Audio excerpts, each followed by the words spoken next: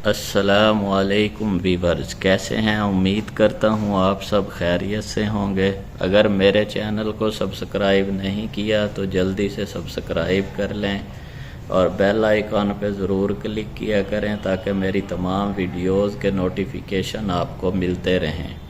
और अगर वीडियो पसंद आए लाइक कमेंट शेयर ज़रूर किया करें ताकि ये मालूमात और लोगों तक भी पहुंच सकें, वो भी इससे फ़ायदा उठा सकें। तो चलिए वीडियो स्टार्ट करते हैं।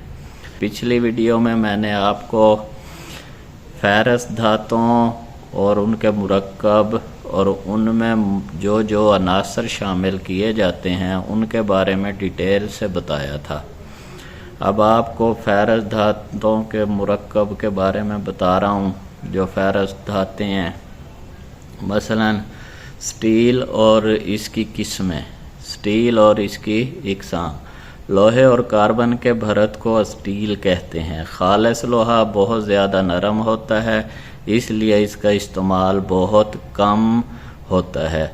स्टील में दूसरे अनासर और धातें मिलाकर इसकी खुसूसियत को तब्दील कर दिया जाता है और मतलूबा कामों में इस्तेमाल किया जाता है। स्टील को दो बड़े ग्रुपों में तकसीम किया जाता है। फिर कार्बन स्टील में कार्बन एक अहम अंसर है।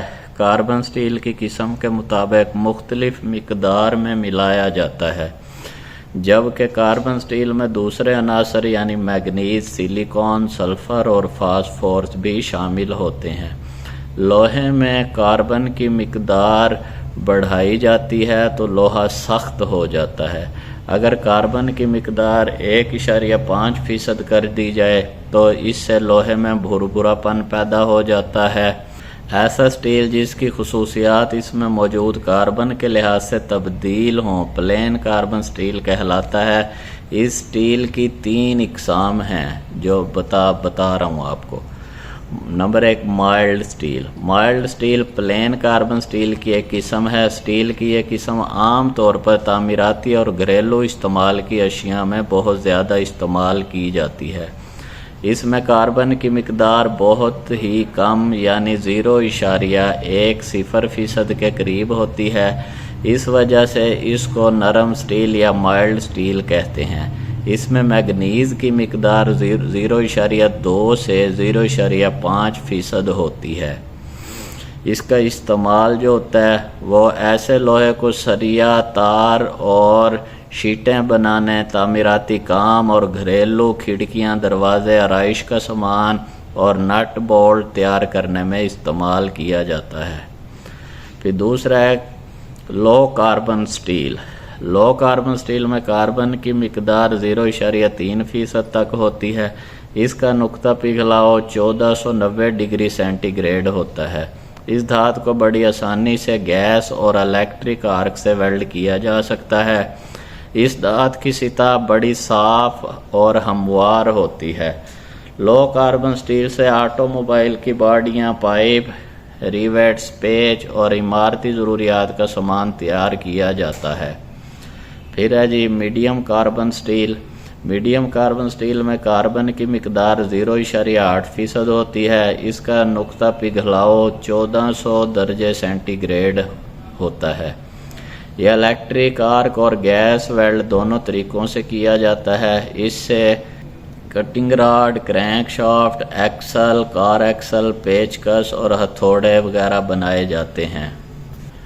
फिर हाई कार्बन स्टील है। हाई कार्बन स्टील में कार्बन की मिकदार 2% तक होती है। इसका नुक्ता पिघलाव 1350 दर्जे सेंटीग्रेड है।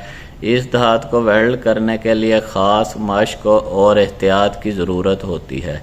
यह इलेक्ट्रिक आर्क और गैस दोनों तरीक़ों से वेल्ड की जा सकती है, लेकिन पुर्जे को पहले गर्म कर लेना चाहिए। अगर इस धातु को 800 डिग्री सेंटीग्रेड से 850 डिग्री सेंटीग्रेड तक गर्म करके फौरी ठंडा किया जाए तो यह बहुत सख्त हो जाता है और यह टूल स्टील की शक्ल इख्तियार कर लेती है, जो धातुओं को काटने के काम आती है। इसका रंग भूरा होता है। कसीर कार्बन स्टील छेनियाँ, डाइयाँ, सुइयाँ, ड्रिल मशीन के ब्लेड और टैप वगैरह बनाने में इस्तेमाल होता है।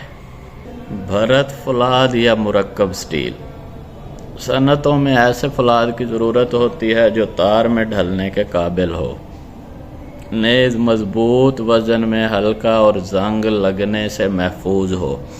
ये तमाम खूबियाँ कार्बन स्टील में मौजूद नहीं होती। इन खूबियों के हसूल के लिए कार्बन स्टील में दूसरी धातें और अनासर मसलन मैग्नीज, क्रोमियम, निकल, सिलिकॉन वगैरह शामिल कर दिए जाते हैं ताकि मतलूबा खुसूसियात हासिल हों। इस स्टील को भरत फौलाद या मुरक्कब स्टील कहते हैं। अब भरत फौलाद और मुरक्कब स्टील की जो खुसूसियात हैं वो क्या हैं? नंबर 1, ये फौलाद बहुत ज़्यादा ताकतवर होता है। फौलाद के अंदर ज़रात काफ़ी सख्त होते हैं। नंबर 2, इस फौलाद में ज़्यादा दर्जा हरारत पर काम करने की सलाहियत होती है। नंबर 3, इस फौलाद को जंग नहीं लगता। नंबर 4, इस किस्म के फौलाद की सतह चमकदार और शफाफ होती है। फिर 5, इस किस्म के फौलाद में रगड़ को बर्दाश्त करने की सलाहियत होती है। नंबर 6, इसमें बगैर जले धातों को काटने की सलाहियत होती है। तो आज इस वीडियो में जो है मैंने स्टील और उसकी इकसाम के बारे में बताया, मुरक्कब के बारे में बताया, फिर मुरक्कब जो है भरत फौलाद उसकी क्या खुसूसियात होती हैं वो बताई हैं। नेक्स्ट वीडियो में जो है मैं आपको फौलाद में शामिल अनासर और इनके फौलाद पर असरात बताऊंगा। पहले तो मैंने बताया था जो अनासर शामिल होते हैं वो बताए थे और उनकी डिटेल बताई थी। तो नेक्स्ट वीडियो में जो अनासर शामिल किए जाते हैं उनके भरत फौलाद पर या अलॉय स्टील पर क्या असरात होते हैं उसके बारे में बताऊंगा।